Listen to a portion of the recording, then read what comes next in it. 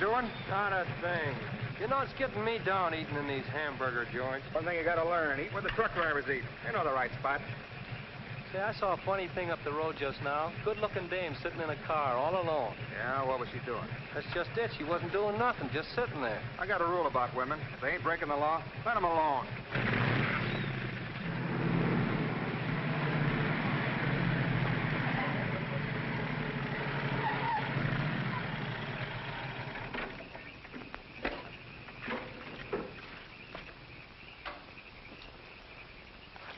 I didn't mean to disturb you, miss. Just wanted to be sure everything was okay. Excuse me, lady, but are you sure you're all right?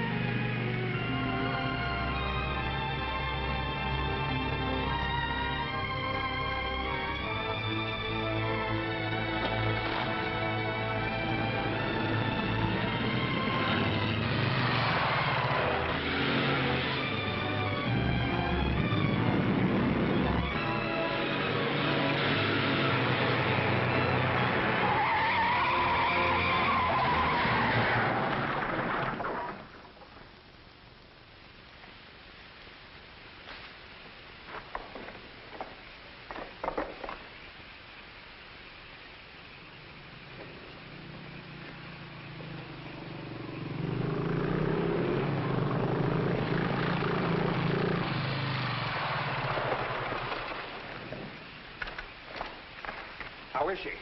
Luckier than she deserves. I just checked on her up the road. She was acting kind of strange then. I'd better call that ambulance. I doubt if it's serious, and I'm as good a doctor as you'll find at this time of night. Let's take her inside.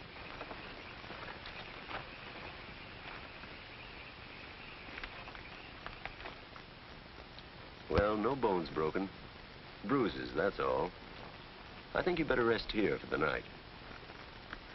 I'm a little surprised. You're a beautiful young woman. You've been in an accident. You haven't asked for a mirror. Perhaps that fits with the way you were driving tonight. Perhaps you find the idea of living not very attractive. Is that any of your business, Doctor? As a matter of fact, it is my business. I happen to be a psychiatrist. I don't need a psychiatrist. You won't mind if I disagree with you. Here's a beautiful young woman, apparently well-to-do, apparently in good physical condition, who just doesn't care what happens to her. This is interesting. Not altogether unusual, but interesting. Of course, there are the obvious deductions. It's my life, Doctor, and I prefer to run it myself. And you don't want anyone to see inside it. Perhaps you don't even want to take a look yourself. Many women haven't the courage to face themselves, so they look for escape in one excitement after another. Half my patients are like that. But I'm not one of your patients. If you tell me how much I owe you, I'll be going back to town now. Very well. I'll drive you to the station.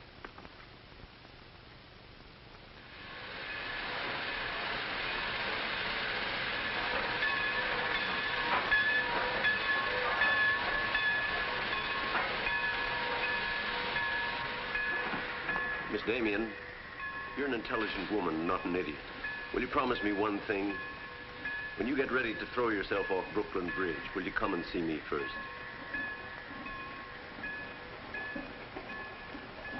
Goodbye, Doctor.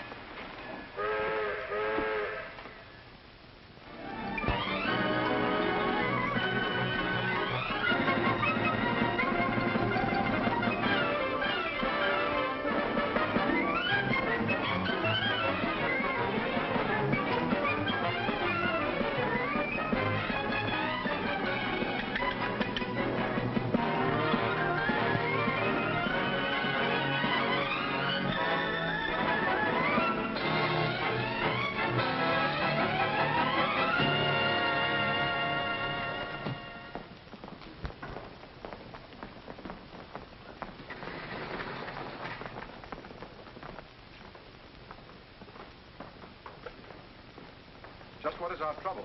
That's what I want to know. Our trouble is Miss Damien. Miss Damien again. She's as pretty as a picture and as stubborn as a mule. But this time, there's a lot more involved than just her hand.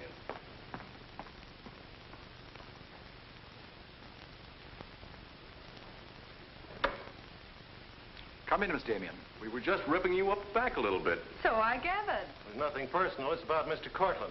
Cortlandt? Oh, yes. He runs a jewelry store. He owns Cortlandt and Company. London, Paris, Fifth Avenue. You may remember him as one of our biggest advertisers. Oh, what Shirley wants to say... I know what Shirley wants to say. I always know what Shirley wants to say. He wants to know why I killed the art layout on Mr. Cortlandt's famous jewels. And I understand the April number goes to press without it. That's right. In the first place, it's no art layout. It's a press agent's dream. But the result is we stand a good chance of losing the Cortlandt account. Now, am I running my department or am I not? I haven't said anything, Miss Damien. Well, I had a talk with Cortlandt. He was decidedly acid about it. I'm not interested in Cortlandt. But if this magazine is going to submit to advertisers' blackmail, I'd like to know about it. Now, please, Miss Damien. If that's the policy, Mr. Cranish, you better get someone else to take my place. Please, Miss Damien, just a moment. Gentlemen, if you don't mind, I'll talk to you later. I thought I should bring this to your attention. You can't blame us for trying. No, of course not. No harm done, gentlemen. Madeleine, you've got yourself all worked up. Come, sit down. I'll get you a drink. No, thanks. I don't want one. No? What is this private blackmail of yours? Threatening to quit in order to win an argument. Oh, I'd just as soon quit. I mean it. Now, tell me, what's happened? You're all wound up. What's bothering Oh, you? nothing's bothering me. You know I don't want you to quit. I won't go into my personal feelings, but you are the best art editor we've ever had. How's the insomnia? Oh, I found some new sleeping pills. Red ones this time. Red pills to put you to sleep. White pills to wake you up. Doesn't sound very sensible, my dear. What are you doing this evening? Dining with Freddie Fancher. Oh, Freddie again. Oh, I couldn't get out of it, Victor. We're using some of his drawings next month. But it'll be the last time, I promise. Madeleine, you're a bundle of lies. A very lovely bundle. Beautifully tied together. I'm trying to be honest, but you won't believe me, will you? No, my dear. Because I don't really think you believe yourself.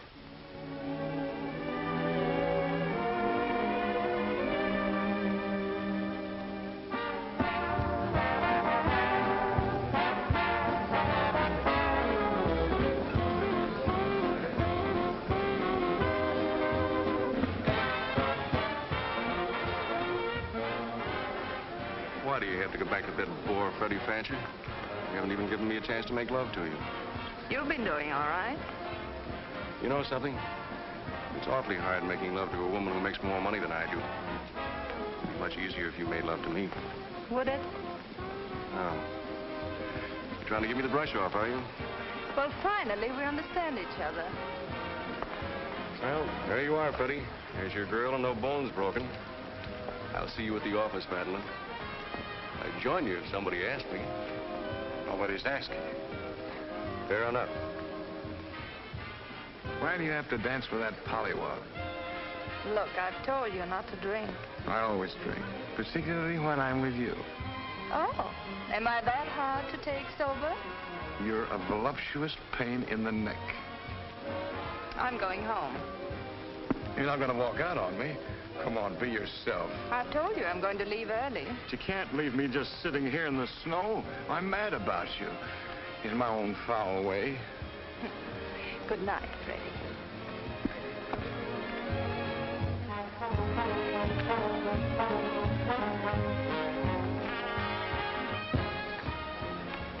Any chance of getting a cab, Jim? I'll try, Miss Damien. Oh, Miss Damien, here's someone I know you're anxious to meet. Mr. Felix Cortlandt, one of our most prominent advertisers.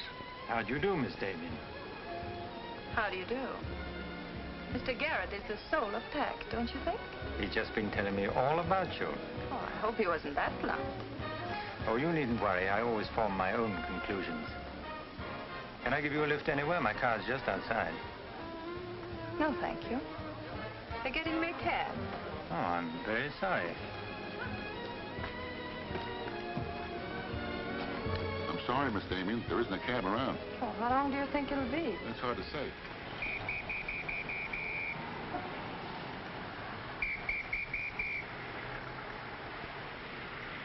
Are you sure you don't want a lift? Well, there doesn't seem to be any alternative. Good night, Mr. Garrett. Good night, Mr. Cortlandt.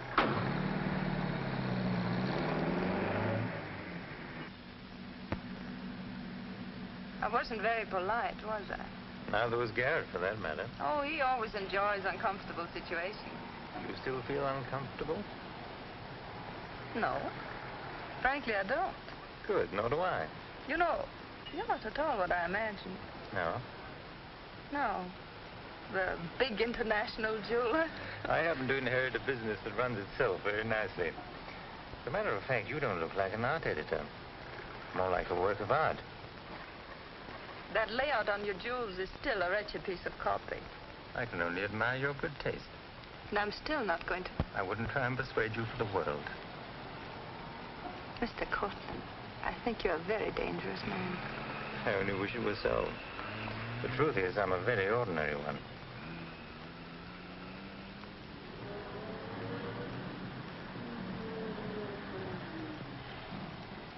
Oh, I'm sorry. I forgot to give you my address. It's my fault. I forgot to ask you.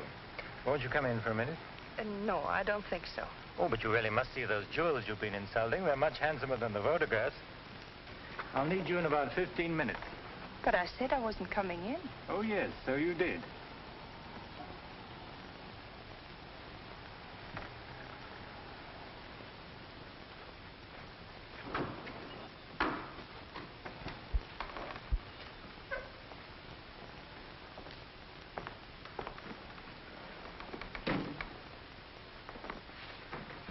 Let me take your wrap. Well, I'm only going to stay a minute, you know. Of course.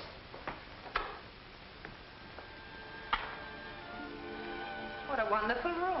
I've had this place a long time. In fact, I'm pretty disgustingly rich. Don't you find that rather pleasant?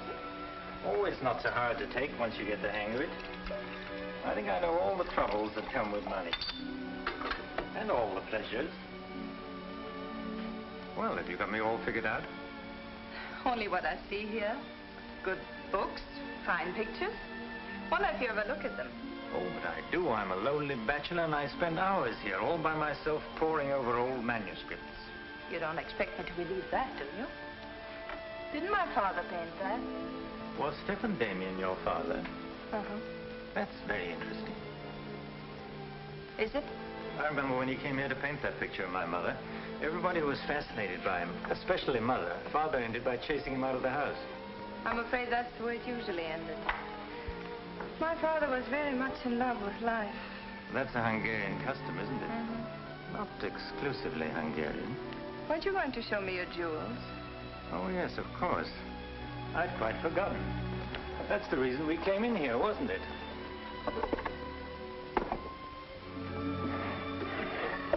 You ought to feel very flattered, Miss Damien. This safe is one of my darkest secrets. You really want to see those jewels? Not particularly. I can't tell a brilliant from a diamond. Not one person in 100 can. But then very few people are intelligent enough to admit it. Thank you. How about another drink? No, thanks.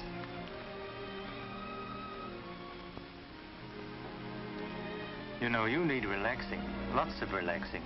I can hear your nerves snapping like rubber bands. I'm not nervous at all, see? You're a very curious mixture. A highly moral voice. That's not me, that's my mind. A man's mind, I'd say. Why not? I do a man's work. And desperate eyes.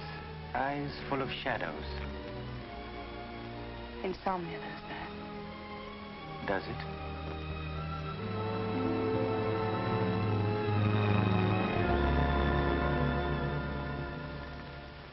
Dean, Miss Damien, give you her secretary. Miss Damien's office? No, Mr. Cortland, she's not here yet. Shall I have her call you? Yes, Mr. Cortland. Where's Lamar, Puss? She hasn't come in yet. Well, who sent these? Mr. Felix Cortland. Mr. Cortland. It's very interesting. She never misses, does she? Mm-hmm. Jealous. If I'd given it any thought, I could have predicted it. Gladys, I won my bet. She's got a new boyfriend. I guess those dames gotta have no excitement all the time. Yeah, here today, gone tomorrow. Personally, I don't see what she sees in it all. Is that any concern of yours? No, Miss Damien. I didn't hire you to gossip about my private life. No, Miss Damien. Go get your money. You're through.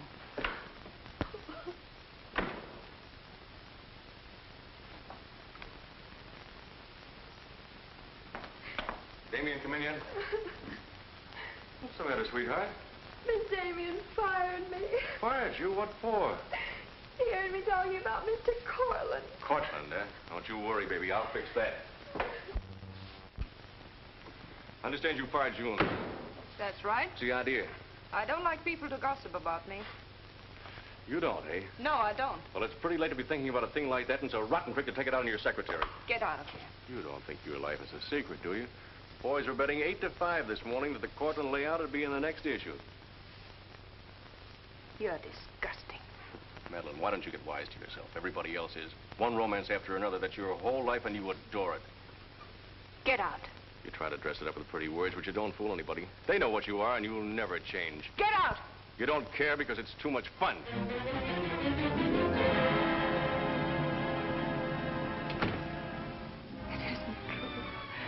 It isn't true. It isn't true.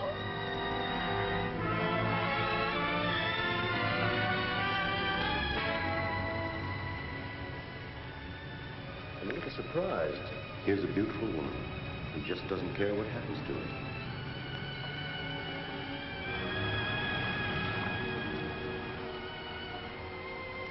Many women haven't the courage to face themselves, so they look for escape in one excitement after another.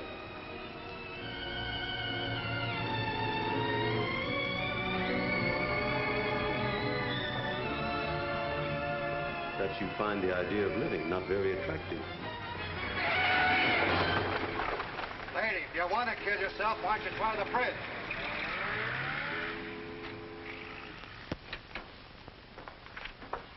I'm glad I was right. An intelligent woman, not an idiot. Sit down. That's it. Now, if you feel like talking, just go ahead and talk. You're afraid, aren't you? Well, it's our job to find out why. To explore the shadows and throw light on what we find there. Then you'll be able to see yourself clearly and face yourself honestly. When you can do that, you won't be afraid anymore.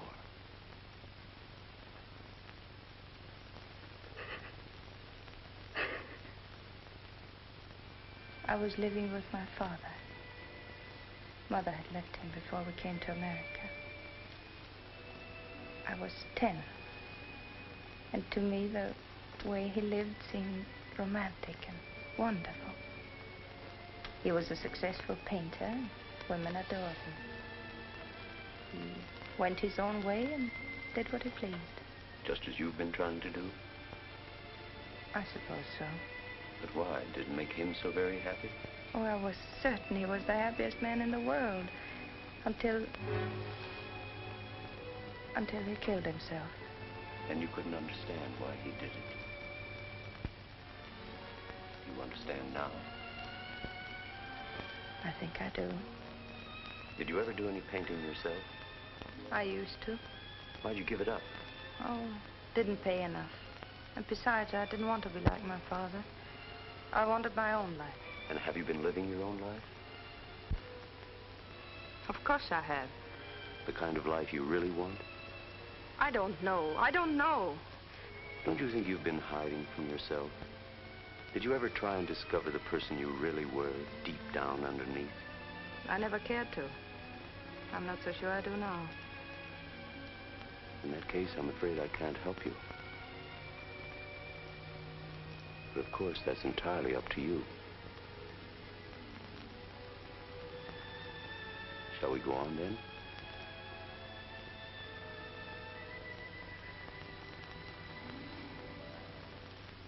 I was doing what I wanted to do.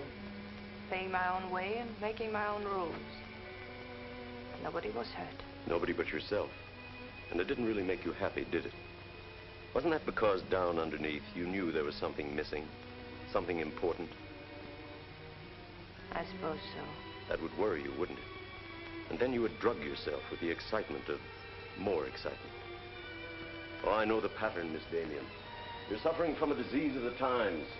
A neurotic malady as commonplace as chronic alcoholism. Suppose for a moment that you were an alcoholic. They're much the same, you know. Unsure of themselves underneath. and seeking reassurance from new excitement. Instead of getting at the cause, the drunkard solves his problem by taking another drink. This, of course, is no solution. And eventually, we find him sprawled hopelessly at a bar, without the strength or even the desire to save himself. I can't go on with this. You're not helping me. You're insulting me. You've been insulting yourself, Miss Damien. Insulting your body and insulting your soul. Your life hasn't been gay and glamorous at all. It's just been muddled and senseless. You know that now. And if you really want to change it, you can start right away. Now it's up to you.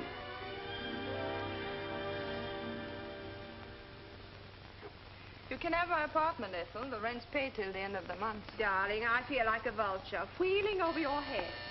I'm not in, whoever it is. Miss Damien's office. No, she still hasn't come in, Mr. Cortland. Well, I don't know exactly. Later in the day, Did he hang up? Yes, good. Let me call him back, darling. You may be sorry later. Everything in this pile returned without comment. This I would ask to see more of their work, and these you may be able to use. But you haven't given me your new address. I'm not giving it to anyone. Hello, Madeleine. Beautiful, would you mind popping out for a minute? That's just 60 seconds. You better talk fast. Madeleine, I'm on a jam. I've got to raise some money. I need about $5,000. What do you expect me to do about it? Well, I thought you might talk to Cortland. I'm sure he'd let you have it if you ask him nicely. You're really quite a rat, aren't you? Look, Madeleine, I'm in debt up to here. I only make $100 a week, and you know I can't live on that. $5,000 doesn't mean a thing to Cortland. You better get out of here before I lose my temper. You're forcing me to say things that I don't want to say, but if you're going to act cold and virtuous about it, you'll hear them. Suppose I tell Cranish. Tell him what? About Cortland.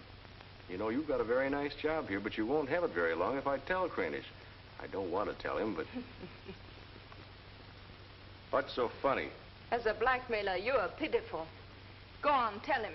Tell him what a rat I am, and you are, and he is. Go on, use my phone if you want, and my desk, and my office. I'm through with all of them.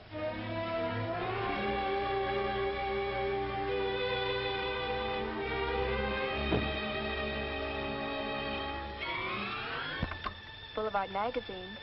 No, Miss Damien hasn't been back. Just a moment, please. I'm sorry, she doesn't work here anymore. You might try at her home. Waldorf Apartments. Waldorf Apartments? Miss Damien? Oh, no, she gave up her apartment. Why don't you try the post office? Dahlgren?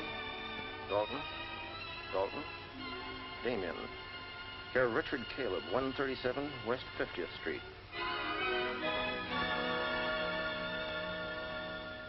Well, I've nothing to do except that Miss Damien has taken my advice as a doctor. She'd been living in an area of infection, and she's removed herself from it. I take it you consider me part of the general contamination. Now, you've come here for information, not diagnosis. I usually charge a fee for insulting people. I'm willing to pay for data of any kind. Yes, I gathered that. But I have nothing for sale. I suppose you're being very ethical, but I'd like to talk to Madeleine. In your presence, if you wish. Miss Damien is living under a different name in a different world. She told me to tell you, if you inquired, that she was busy growing a new soul. Now, would you please keep off the grass?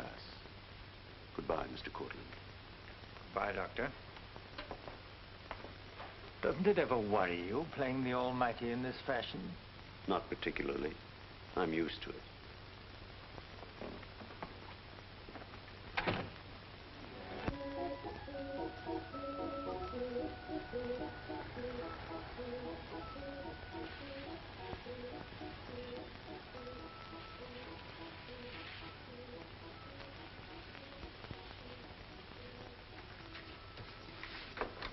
How's it look? It's better than torn wallpaper.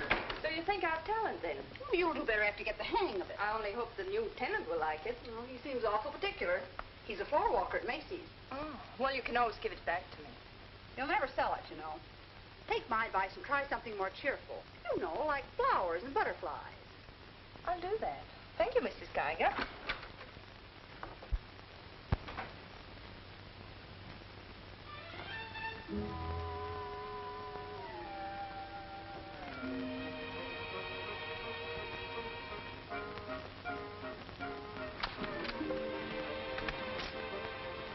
Thanks.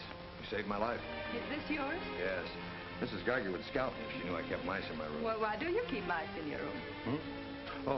Pathologist, part of my homework. I really shouldn't bring these fellas out of the lab, but, well, I got kind of attached to this one. No, thanks again. Hey, women are supposed to scream. Aren't you afraid of mice? Well, no, but next time I'll scream.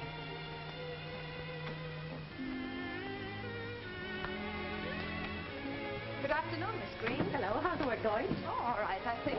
Yes.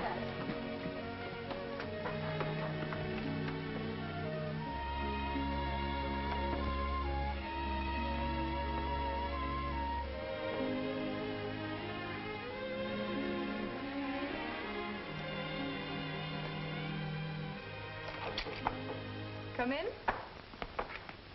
Hello. Hello. Say, you're an artist, aren't you? Well, I don't know.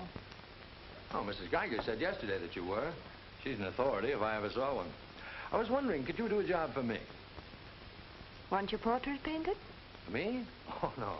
No, nothing like that. I'm doing some research, and it has to be illustrated. Oh, what do you want me to draw? Nothing fancy, just blood cells and things. Sounds fascinating. Oh, it is, really.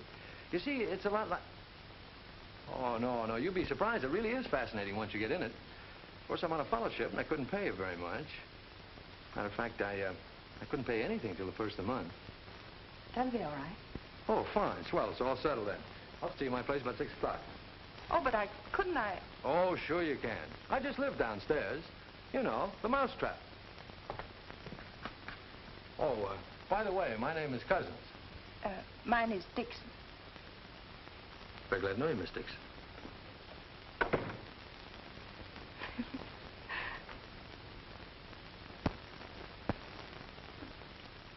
Just what am I drawing? Am I allowed to find out? Sure. Effect of anti-reticular serum on cell tissue. That's all I wanted to know. Oh, say, that's quite good. I'll take it to the lab with me in the morning. Just about ready for the next one. Do you realize it's 12 o'clock? Oh? I haven't had my dinner yet. And you haven't either. Oh, gosh, I'm sorry, but well, I got so wound up on this. So did I, but now I'm hungry. Well, tell you what let's do. We'll go out and eat. That's a brilliant idea. I'll get your coat.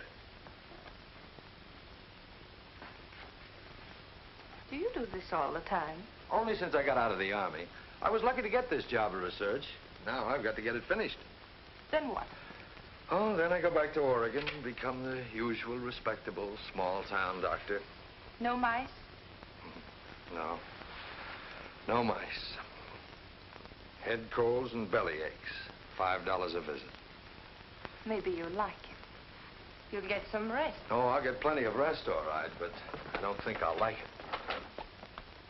You folks going out this time of night? That's right. We're meeting a few friends at the Busy Bee cafeteria. We don't want to miss the floor show. We'll have to hurry. See that he eats. He hasn't got any more sense than a goose. I'll feed him with a spoon.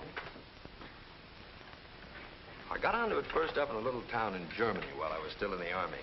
I met a couple of Russian medical officers who were working on anti-reticular, and, well, they were pretty steamed up about it. Pie, sir? No, thanks. We got together the first night over a bottle of vodka. I remember the town was still burning. Well, maybe it was the vodka, but anyhow, we got to talking about anti-reticular, and, well, I guess I got pretty excited. You mean you speak Russian? Over a bottle of vodka, anybody speaks Russian. Care for some coffee? No, thanks. I've milk. Oh, one, please. At any rate, I promised myself that night that just as soon as the war was over, I was going to do a job of this. You haven't stopped to eat ever since. That's an error I'm just about to rectify. $1 even. There you are. Thank you. Thank you. You, sure you've got everything you want? Oh, yes, thanks. You know, I don't think you're much of a doctor. Do you call this a sensible diet? Pancakes and pickles? Well, scientifically, there's two kinds of diets. The kind that doctors prescribe and the stuff they eat themselves. Oh, but you're always in such a rush. You can't make scientific discoveries that way. Sure you can. Take Banning.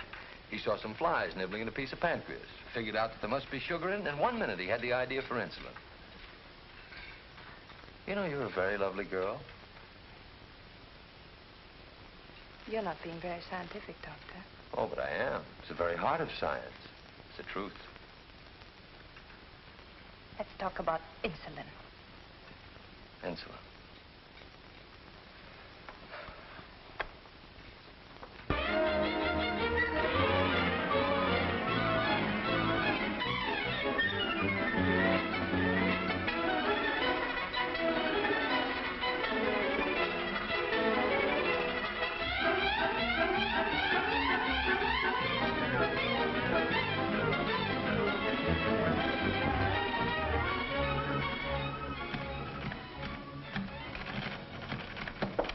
Come in. Hello. Hello. Say, did you buy these new manuscript covers? Yes, are they all right? Oh, sure, they're fine. How much they cost? Oh, nothing at all. Something like 20 cents. Oh, nothing at all, huh? You know you can buy a pair of good mice for 20 cents? David, I have some wonderful news. I just sold a picture. No fooling. Who bought it? The floor walker downstairs. He said it's almost as good as a photograph. Well, the man has great taste. Oh, I think it's wonderful. I'm proud of you. And I'm a little proud of myself, too. David Cousins on anti-reticular. Oh, David, it looks fine. It's important, isn't it? I mean, not just to you, but really important. Well, it won't cure all the ills of man or beast, but yes. Yes, I think it may be important. And I also think that I better hand it in before I start changing it again. Like to come along? Oh, could I? Well, sure. Why not? I think you've been drawing blood cells long enough. It's time now for you to meet one of them face to face.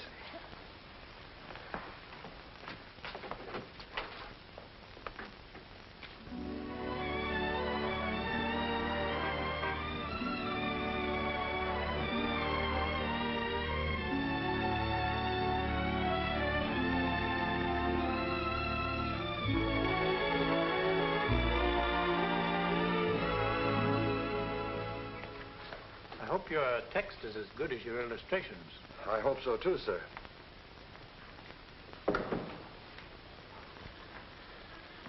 Well, that's that. You didn't tell him there were your drawings, did you? I didn't tell him they weren't. Come on, I'll show you my lab. Coffee. I wouldn't try and drink it if I were you. Assistant pathologist.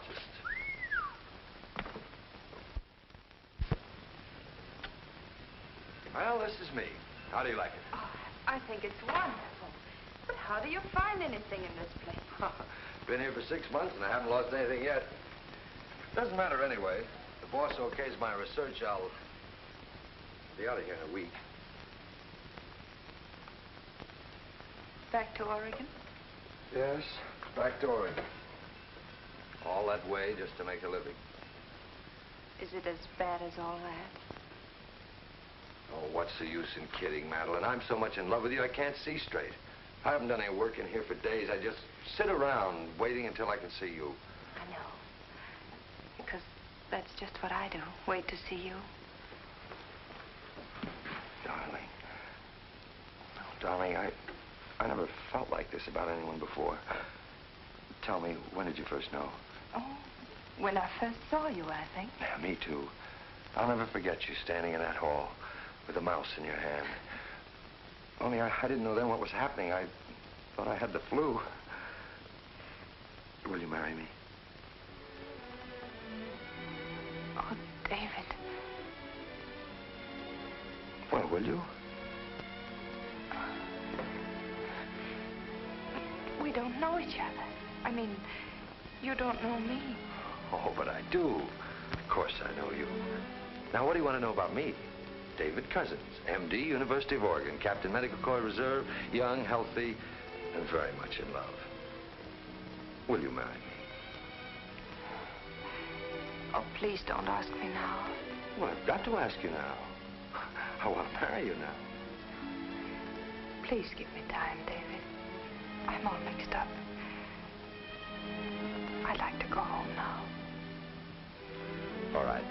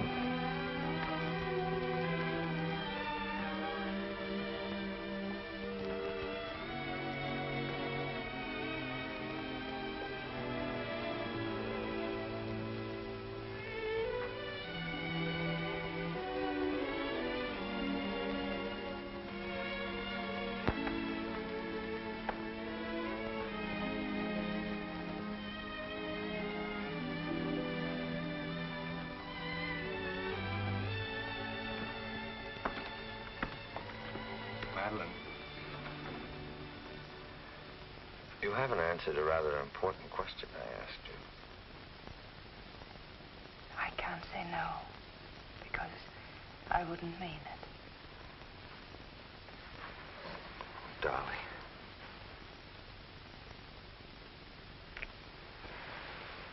David, I do love you.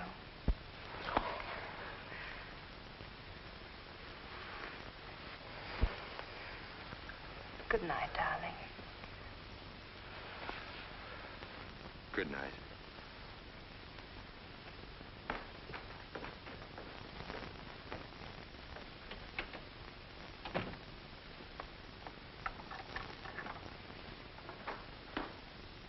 Hadn't you better close the door?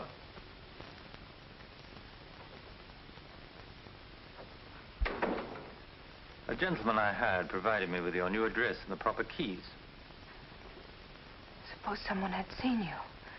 You wouldn't have cared, would you? I didn't think it mattered. You see, I expected to find you wretched and lonely, grappling with your complexes. Rather naive of me. Will you please go? Of course I'll go. But before I do, wouldn't you like to tell me about him? Why? I'm in love. Now, laugh if you want. I don't feel like laughing. I've always wondered if it were possible for people like you and me. And you think you really got it? Love eternal, the fireside, the slippers, the whole thing? Yes, the whole thing. I'm very glad for you. And I think I'm a little sad for myself. You haven't told him, have you? Told him what? Well, about me, for instance. Why should I tell him? You're absolutely right. You shouldn't. Men prefer to keep their illusions, don't they? Please go. If you ever need me, you'll let me know, won't you? And don't call the past too many names.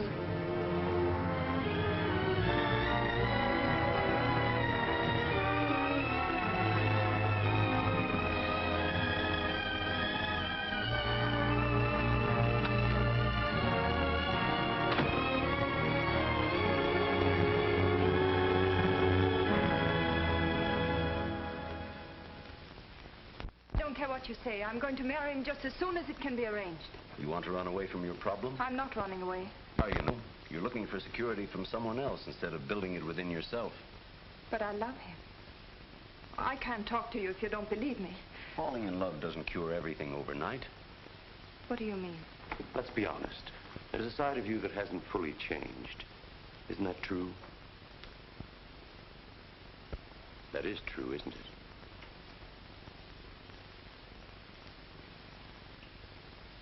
Yes.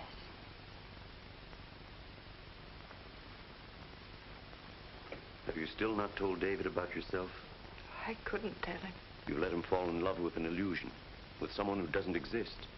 I could never tell him. He might stop loving me. Isn't that a risk you'll have to take? You're being very careless about it. You can't build a lifetime relationship on a lie.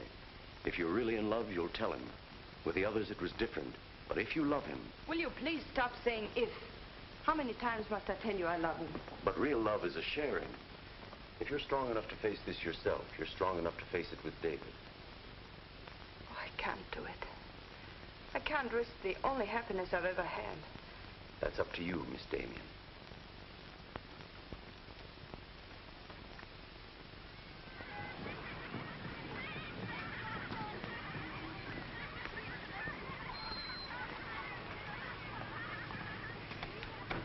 Hi. Hello, darling. You're home early, aren't you? Well, I didn't get fired, if that's what you mean. Dr. Lutz read my paper. Really? What did he say? Well, he liked it. Oh, David, that's wonderful. The only trouble is he thinks it's so important he wants me to go to Chicago and read it before the convention. Oh, David, no. Well, that's not my idea. I don't want to go. Well, when will you have to leave? Tonight. Got to catch the 8 o'clock plane. And when will you come back? Oh, I don't know. A few days. But I tell you what. As soon as I get back, let's get married. You can get a license in 3 days, and it only takes 15 minutes to get married. You still want to marry me, don't you? Oh, more than anything in the world.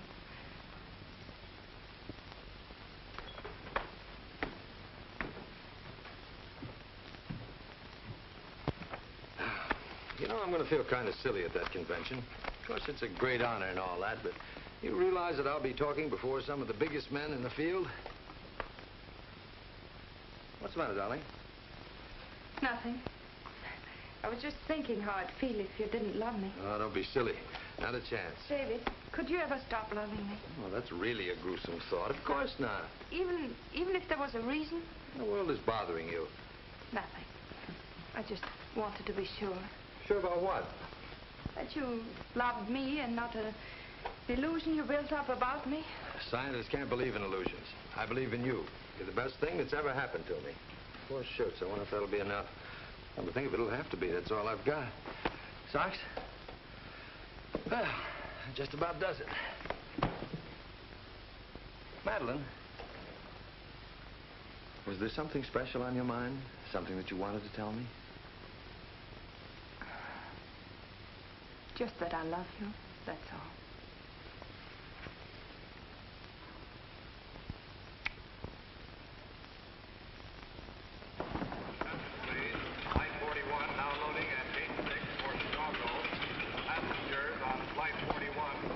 Write me every day? Every day. Hope you miss me. Hope you suffer like a maniac. I will, I promise. Oh, gosh, I hate to leave you. You know, I'm going to be jealous. Jealous of what? Oh, I don't know. Nobody, everybody. Just jealous. Darling, I belong to you. Don't you know that? I'm only alive because you love me. We'll be married the minute I get back. Well, look who's here. If it isn't Madeleine. How are you? It's been a long time. David, this is Mr. Garrett. I used to work with him on a magazine. Howdy, Garrett. I quit the racket, though, or perhaps the racket quit me. Garrett's doing some confidential work for me now. How are you, Miss Dixon? This is Mr. Cortland, David. Dr. Cousins, my fiancé. You're a very lucky man, Doctor. I think so. Well, goodbye, Miss Dixon. My congratulations to you both. Oh, thank you. Good night. Good night. I don't believe a minute of it, do you? Garrett, you're a very cynical man. You don't believe in true love. You don't think Madeleine does either, do you? I don't know, but I've always been fascinated by miracles.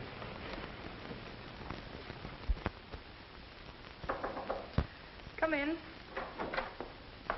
Telegram for you, Miss Dixon. I thought I'd bring it up myself. I thought it might be important. That news? He won't be back till Friday. That's men for you. You never can count on them. Oh, I forgot. A doctor somebody called you, said you were to call Miss Ethel Royce. She's been trying to get in touch with you. Friend of yours? Yes. I suppose you got your own reasons, but you ought to get out and see your friends, instead of sitting in this room all day and all night. Thanks, Mrs. Geiger. None of my business, mind you.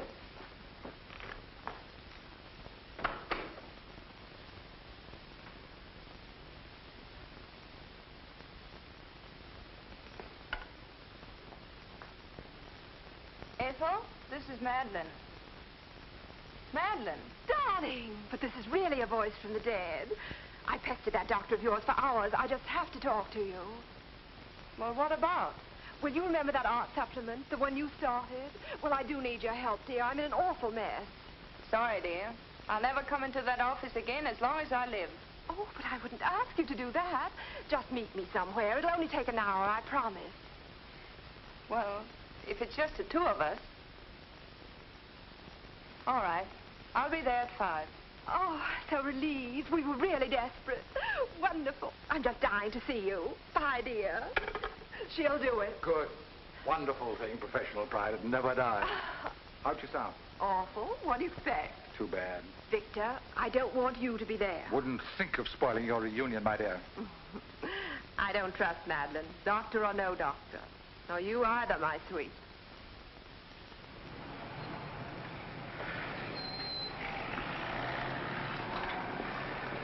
Hello, Miss Damien. Glad to see you back. Glad to see you, Jim.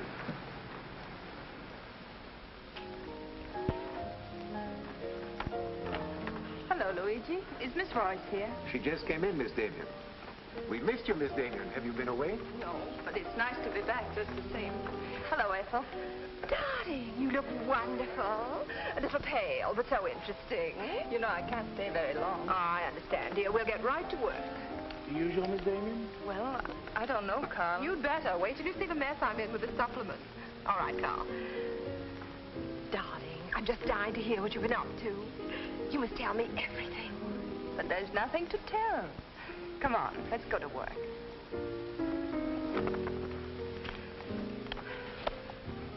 You're just marvelous, my dear. You made the whole project seem utterly simple and practical. Not for me, please. Darling, you used to be able to drink 10 in a row. I'm out of training.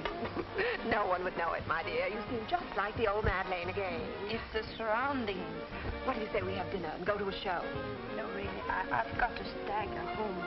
Madeleine, my dear, this is a surprise. Victor, hello. What good fortune running into you like this? Do you mind? Don't let us fool you, Madeleine. You heard me making the date with you. It's true, but I'll deny it. Frankly, I wanted to have a look at you. You look very dashing for a hermit. Thank you. We've all missed you desperately, haven't we, Ethel? As though our little hearts would break. What about a drink with your old boss? I've Please. had enough. 3, whatever it is. I've got all the data we need on the supplement. Good. What about the data on Madeleine? No data. Now, if you'll excuse me, I You really can't have go now. Look who you'll run into. He's seen you. Mr. Garrett no longer graces our staff. What happened? He got to be utterly gritty. Say nothing of a slight discrepancy in his accounts. Mr. Garrett believes that the world owes him a gay life, no matter who pays for it. Well, hello, stranger. How are you? Wonderful. Nobody here seems particularly glad to see me. Should we be? Oh, well, it's been nice knowing you.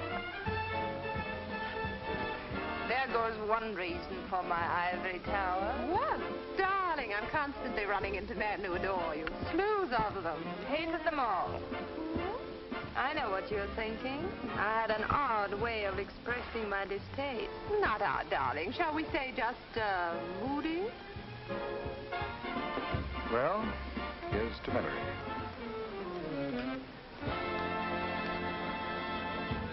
May I speak to Mr. Cortland, please? Just a moment, sir.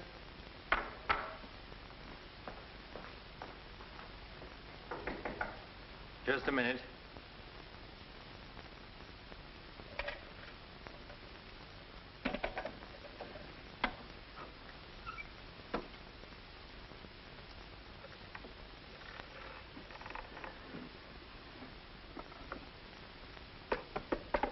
Come in.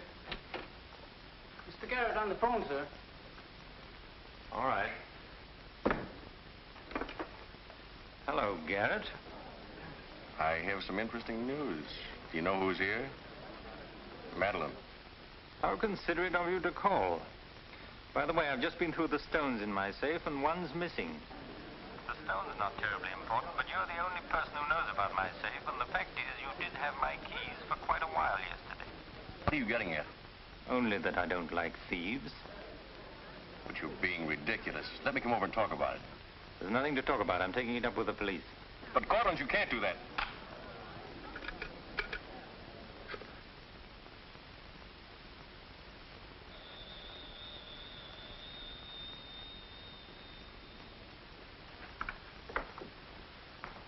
Mr. Garrett again, sir.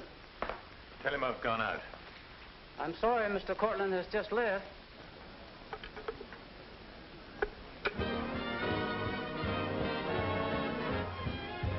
Are you all right, darling? Of course I am. You're not going to disappear again. Oh, yes. Back to my treetop. It's raining. Let me drive you home. Oh, no. Ethel wouldn't approve. Good luck, my dear, in your treetop. Bye, darling. Well? Let's face it, she's a changed woman. She'll never change, darling. She's just got herself a new set of words, that's all.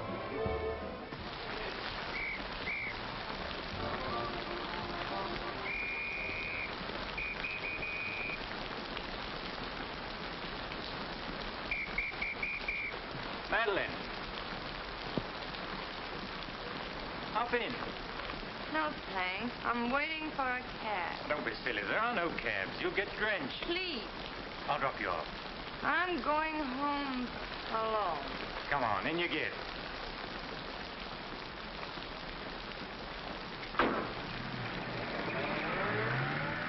I hope you didn't get too wet.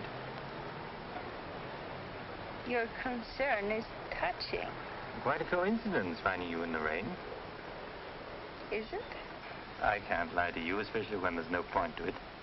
I was informed you were playing hooky. You're detestable. I'm really not detestable at all. I happen to be very fond of beauty, which shouldn't be a crime in your eyes. Please, no debates. I'm a little dizzy. A good dinner will soon take care of that.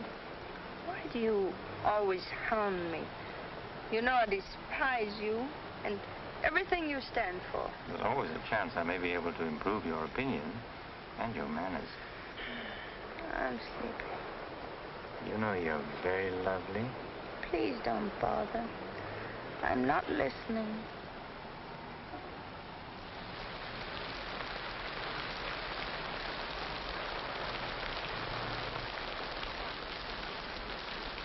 Where are we? Don't you remember you visited here once upon a time? You're foul. You said you were taking me home. You forgot to mention the subject. A significant omission, as your friend Freud would say. Come on, I'm getting soaked. That launch you. I'm going home. Right after dinner. Think how wonderful you'll feel when you slap my face.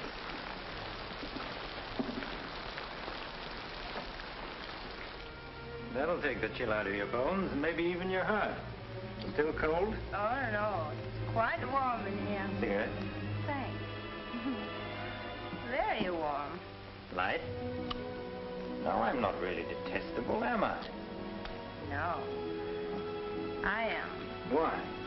Because I ought to go home. In this rain, you mustn't even think of it. You see, you are detestable. And you've been very annoying for months. Madeleine, we belong together. You know that. No, I don't know that. Of course you do. We feel the same way about life. You're not making sense, Mr. Courtney. Why make sense? Doesn't this make more sense than talking and lying? No sense at all. Then what would you call it, darling? Stupid. Madeleine, you're wonderful. Stupid. You're sweeter than ever. Stupid. I'd better see who it is.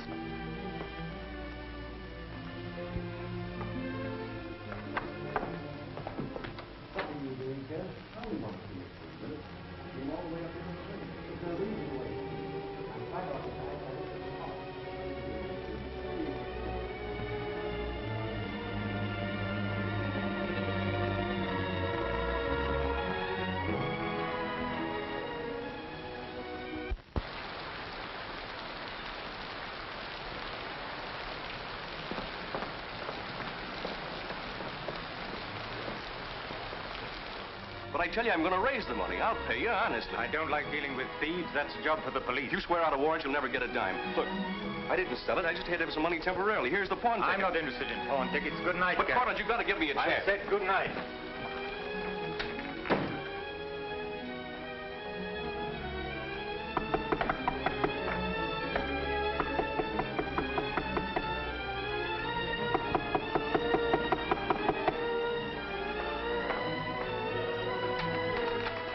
Let me talk to you. Let me explain this. You stupid fool. I'll have the stone back. I'll get it to you. I promise I will. All I need is a little more time, just a couple of weeks. What are you doing? Phoning the police. You can't do that. I'm not going to let you ruin me.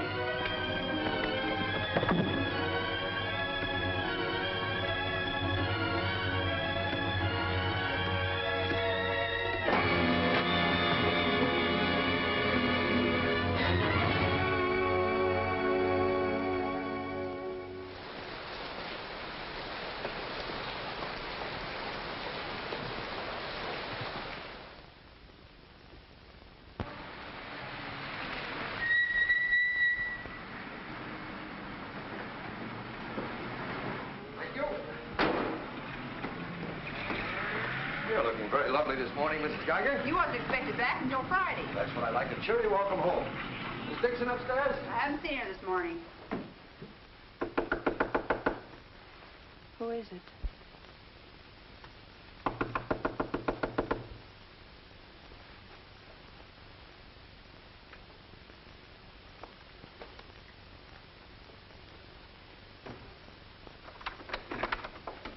Hi.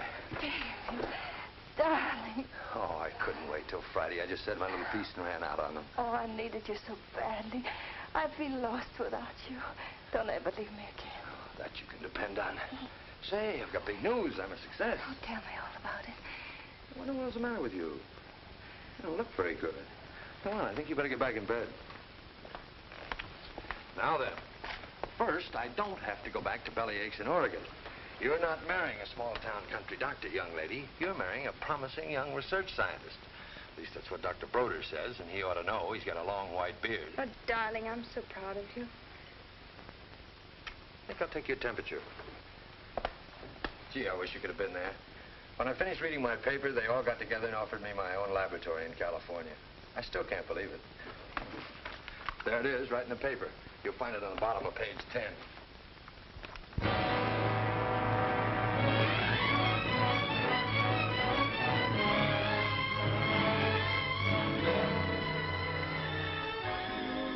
He makes you feel that you're really important. You know what he said to...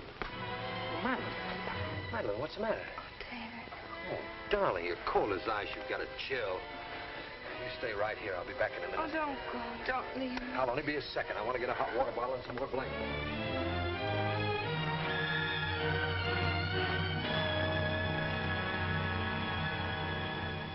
Miss Madeleine Dixon at home? I don't know. Friends of hers? We're from police headquarters. Where's her room? Upstairs. What do you want to see Miss Dixon about? We'll tell her. Well, perhaps you'd better tell me first. Miss Dixon isn't well. Who are you? He's a doctor. He lives here. If it isn't important, I suggest you come back tomorrow. It's important. Could you get some extra blankets and a hot water bottle, please? You a friend of Miss Dixon's? Yes, what? Just asking. Well, what is it, an accident or something? I wouldn't call it an accident. Well, we should cut out this mystery and tell me what it's all about. Okay, Doc, take it easy.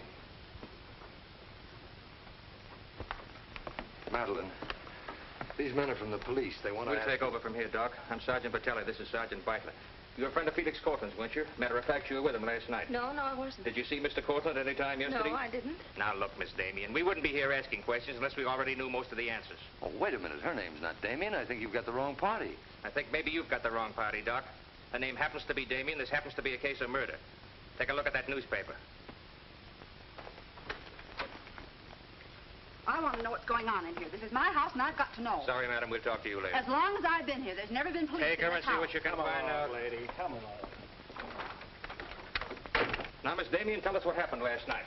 What time did you leave Cortland's house? Oh, Dave. You and this guy, Cortland, were pretty sweet on each other, isn't that right? Oh, but it isn't. It isn't true. Now, according to the chauffeur, you got to Cortland's house at 6:45. What time did you leave? Oh, but I didn't go into the house. I met him by accident.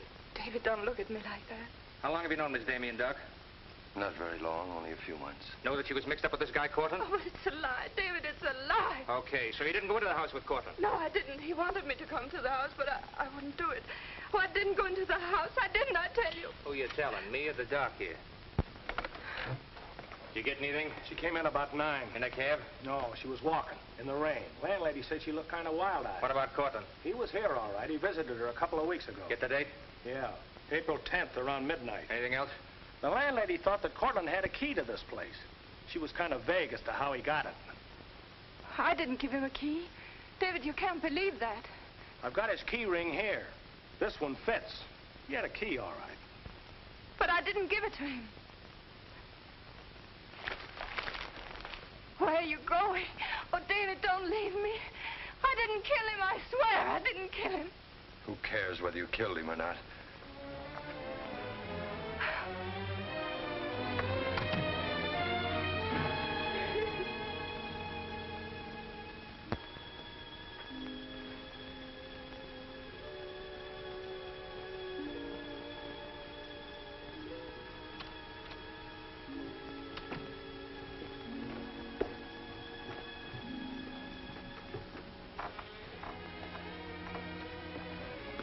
Could I see him for just a minute?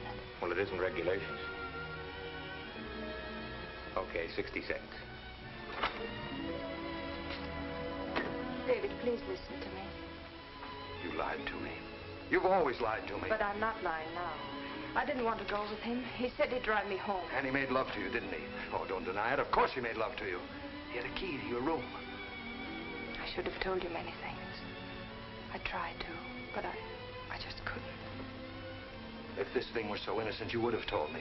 When I said I was in love with you. When I asked you to marry me. I was afraid, David. I was afraid you wouldn't understand. You bet I wouldn't. Before I met you, I was horrible. But you changed all that. You made me sane and happy. Why keep on lying? You tried that upstairs and it didn't work. Look, I was in love with you. All right, I made a mistake. I thought you were something wonderful and you turned out to be something else. So let's just forget about it. The only thing that you can do for me is let me alone. I love you, David. I'll always love you.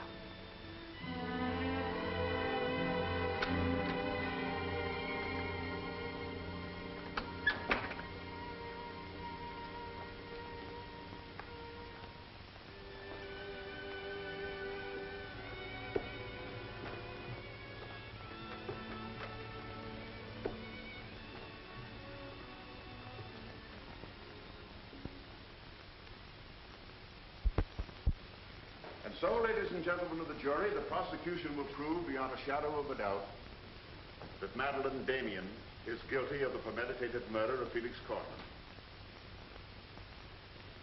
We will prove that she was in his apartment the night he was murdered. We will prove that her fingerprints are on the table lighter with which he was murdered. And we will prove further that she had a motive for the murder. For after all, this is a very simple story. To one man, Dr. Cousins, she was a pure and noble woman. To the other, Felix Cortland, an irresponsible light of love. Too self-indulgent to be faithful to the man she wanted to marry. Too weak and lacking in character to break with Cortland. Her twisted soul was bent on a heartless deceit. To make one man believe what all others knew to be a lie.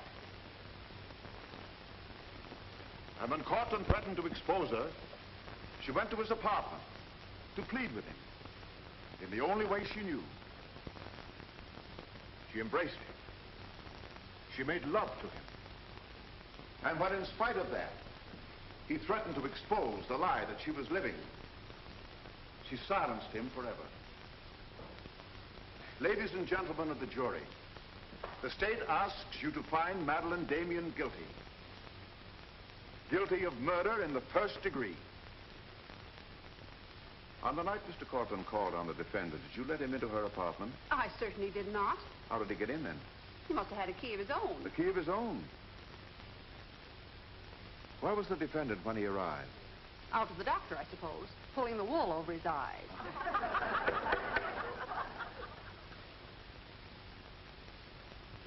Thank you, Mrs. Geiger. Your witness, Mr. Mitchell. You've got to let me cross-examine her. No questions. Miss Damien, I can't defend you properly if you won't let me. We've got to put up a fight. Fight? What for? And now, Mr. Garrett, just what was the nature of the work you did for Mr. Cortland? Well, most of it was personal. Confidential secretary, I suppose you'd call it. And in that capacity, you were in a position to learn a great deal about his private life? Yes, of course. Did Mr. Cortland know that Miss Damien was lying to Dr. Cousins and concealing her true character from him? I'd rather not answer that question, Mr. O'Brien. You see, both Miss Damien and Mr. Cortland were friends of mine.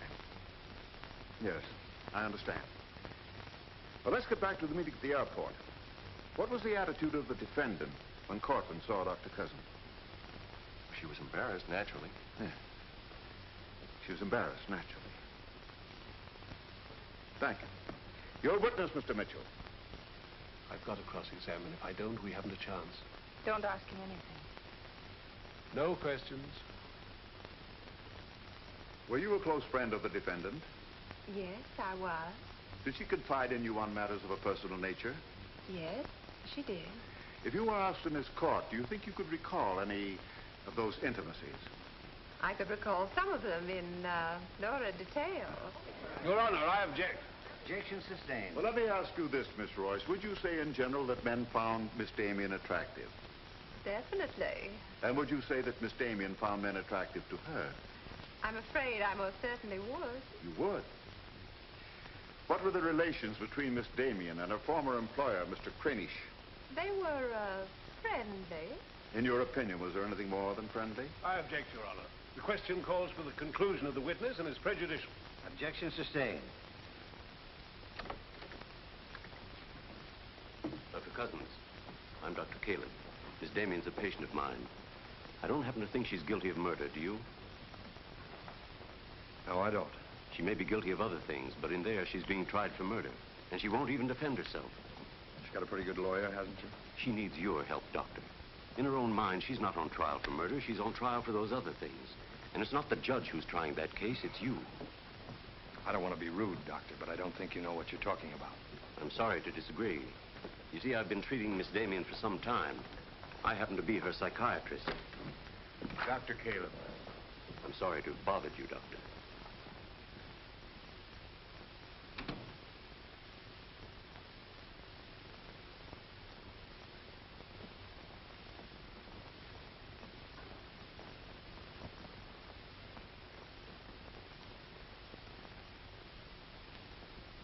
Your name, please? Richard Caleb. You're a psychiatrist? I am. Miss Damien came to you as a patient? Yes. Did she come of her own free will? Yes, of course. Isn't it true, Doctor, that people do not go to a psychiatrist unless they consider themselves, well, shall we say, not well balanced? In general, that's correct. As a matter of fact, wasn't Miss Damien on the verge of committing suicide when she made her first visit to you? Your Honor, I object. Well, no matter. We'll prove that by other witnesses. However, is it not true that people who come to you as patients come with problems? Objection. Objection overruled. Well, Doctor? There'd be no point in their coming to me if they didn't have problems. So the defendant came to you with a problem. Do you mind telling us, Doctor, in your opinion, just what was Miss Damien's problem? That is a confidential matter between doctor and patient. I'm afraid I can't discuss it. Well, during the course of your treatment of Miss Damien, did you ever discuss her relationship with Dr. David Cousins? Yes, we did. Well, bearing in mind the fact that she's engaged to be married to Dr. Cousins, do you think she was as frank with him as she should have been? As a matter of fact, I urged her to tell him everything. And did she? Not to my knowledge. Well, why not, Doctor? Why didn't she? I'm afraid you'll have to ask Miss Damien about that. Did you ever meet Dr. Cousins? Yes, just a few minutes ago. Well, I'm sure you found him a reasonable, intelligent young man, and yet the defendant refused to confide in him. Having met Dr. Cousins, I think I can see why Miss Damien hesitated to confide in him. Do you mind telling us why?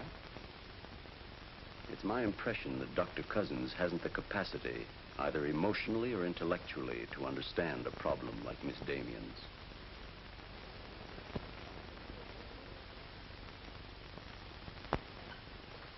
How's the trial going, Doctor? Not very well, I'm afraid. There's a Dr. Cousins in your office. Oh? You said you weren't expecting him. As a matter of fact, I was expecting him. Hello, Doctor. Sit down, relax. Tell me, is this a professional or a social call? Dr. Caleb, you said some pretty rough things about me this afternoon. Yes, I did, didn't I? I think I'm entitled to an explanation. So do I. As a matter of fact, I'm very glad you came over. I wanted to talk to you about Miss Damien. I'm not interested in Miss Damien. I'm glad to see you're still in love with her. And I'm not in love with her. All the better. Then we can approach the subject of Miss Damien as one scientist to another. You see, I'm interested in Miss Damien because she's a patient of mine. I believe I was well on the way to solving her problem. It would be most distressing to me if she were to die now for a crime she didn't commit. It would be as though you had lost one of your white mice, one that you had just inoculated. What's all this got to do with me? Only this, that when you testify tomorrow, you'll be asked to tell the truth. The whole truth. The whole truth about a human soul is a complicated proposition. Now, I'm not going to tell you anything about Miss Damien that you haven't already heard. But isn't it possible that you've picked up a few stray facts and added them up to a conclusion that's entirely wrong?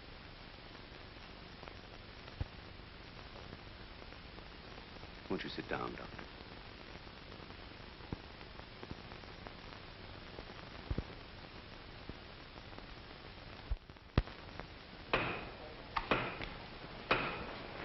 Hear ye, hear ye, hear ye. The court is now in session. Call your next witness, Mr. O'Brien. Dr. Cousins, please. This will be their last witness. You've got to let me put you on the stand. I tell you quite frankly, Miss Damien, if you won't testify, we haven't got a chance. Raise your right hand. You solemnly swear to tell the truth and the whole truth, nothing but the truth, so help you God? I do. Please be seated. Your name, please. David Cousins. Under what name did you know the defendant? Madeleine Dixon. Did she ever tell you her true name? No, sir. Did she ever lie to you about her identity? Yes, sir. How long did she continue to lie to you? Till the morning the police came. Did she ever tell you about her relations with Cortland? No, she didn't. You proposed marriage to the defendant and she accepted you? Yes, sir. And still she didn't tell you about Cortland? No, sir. When did you first know the true relationship between them? Same morning, the morning the police came. Oh, I see. Then from the moment you met her until the day she was taken into custody, you didn't know the truth about her character. I object, Your Honor. Mr. O'Brien, haven't you covered your point? Well, Your Honor, I'm merely trying to clarify for the jury the true nature of the defendant's motive. Proceed. Thank you. One more question, Dr. Cousins. If you had known the truth, would it have affected your love for the defendant? Your Honor, I must protest. Let him answer. Objection withdrawn. And now, Dr. Cousins, if you had known the truth, would it have affected your love for the defendant?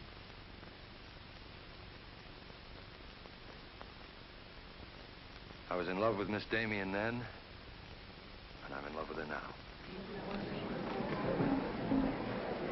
Your witness, Mitchell. No questions.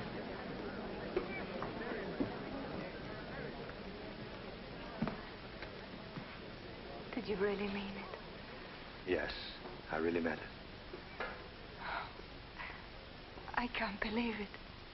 Now will you let me put you on the stand?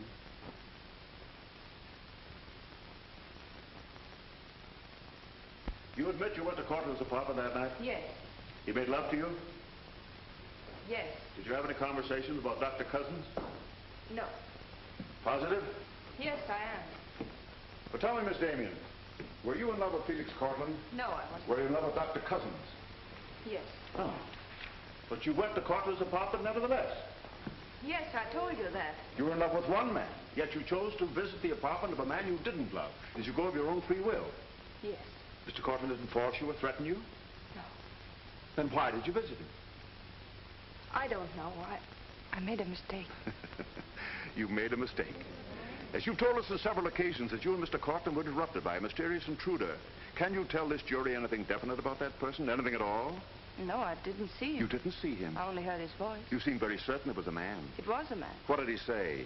Well, I don't know. They were talking in the hall. I couldn't tell what they were saying. Yes, you heard a voice. You're willing to swear it was a man, and you couldn't hear what he said. Now, what sort of a person do you think would be calling at that time of night? A bill collector? A man selling magazines? Or perhaps even a burglar? Why not a burglar? Mr. Cortland was a very wealthy man. He must have been a very timid burglar because nothing was stolen. Of course, you realize that Mr. Cortland kept his jewels in a vault at the store? Not all of them. He kept some at home in his safe. Safe? What safe? The one in his living room? You didn't by any chance see that safe, did you, Miss Damien? Yes, I did. The court, please. This is the first we've heard about a safe. I asked for a recess to examine the apartment. Well, Your Honor, we've been all over the apartment. But if there is a safe, and if it has been robbed... Gentlemen, court is adjourned until tomorrow morning. I suggest the district attorney, the attorney for the defendant, examine the apartment together.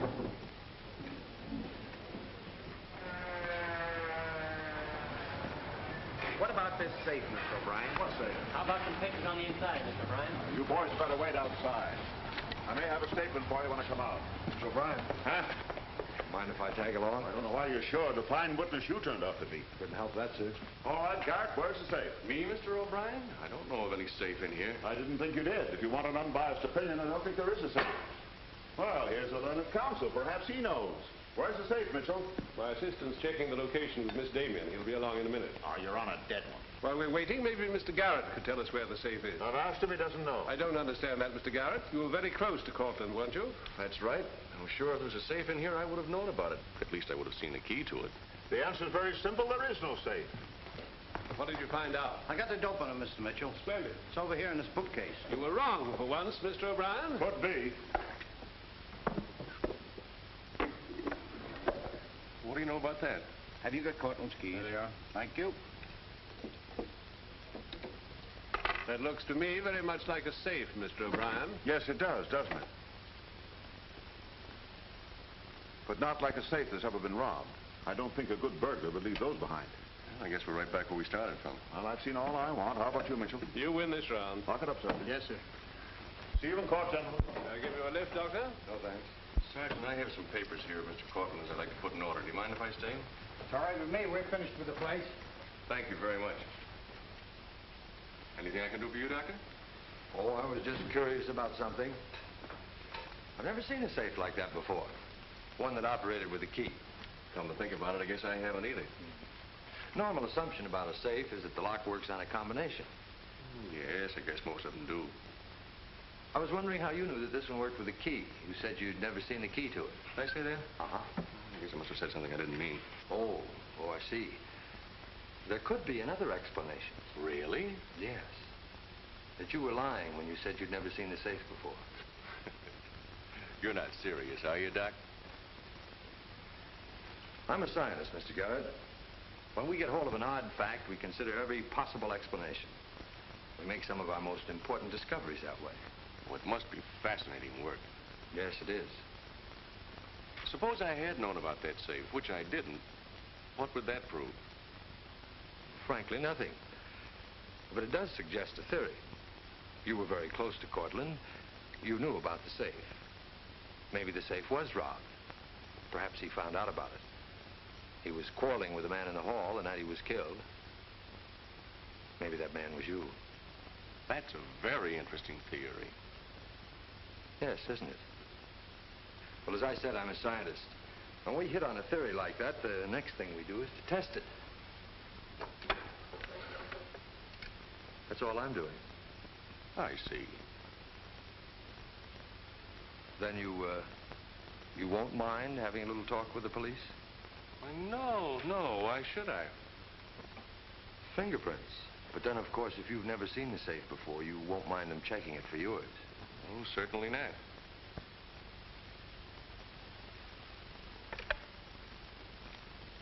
The number is Spring 73100.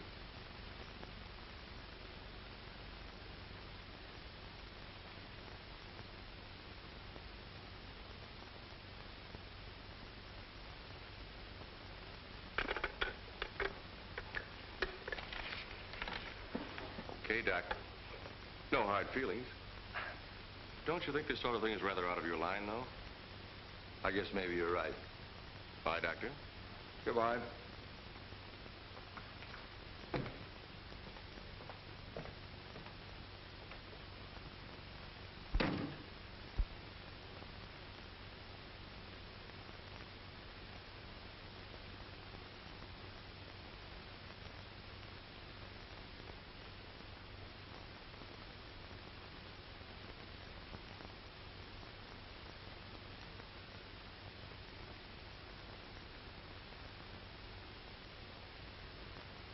Spring 73100, wasn't it, Mr. Garrett?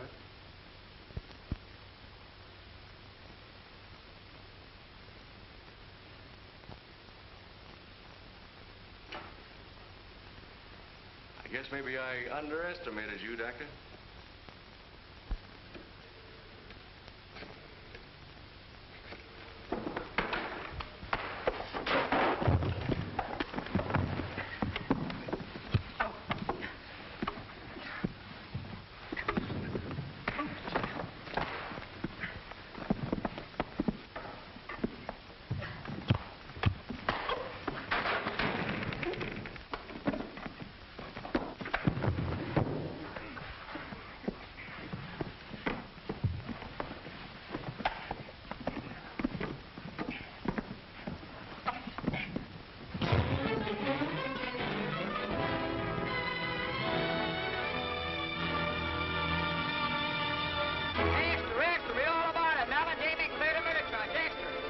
From the Associated Press newsroom. Bulletin.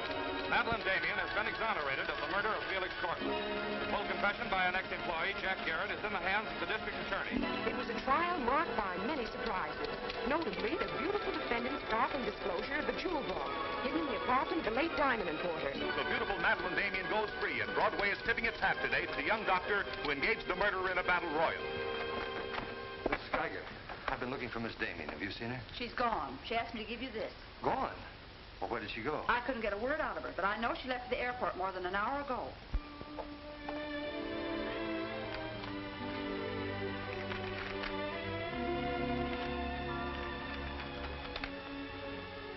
David, dear, I can still hear your voice in that courtroom, and I'll never forget what you said.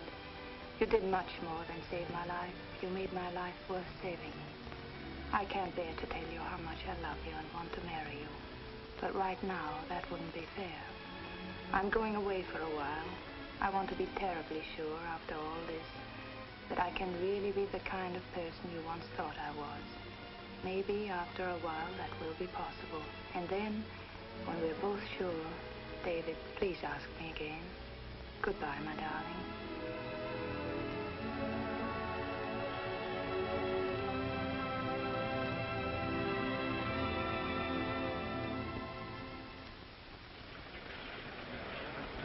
Passengers on flight 41 boarding at gate 6. Will you try and see him once in a while? Of course. You see, I want to be sure of myself. I'm sure of you. Are you really? After what you've been through, I'm very sure. On aboard, please. Goodbye. I still think you're making a mistake.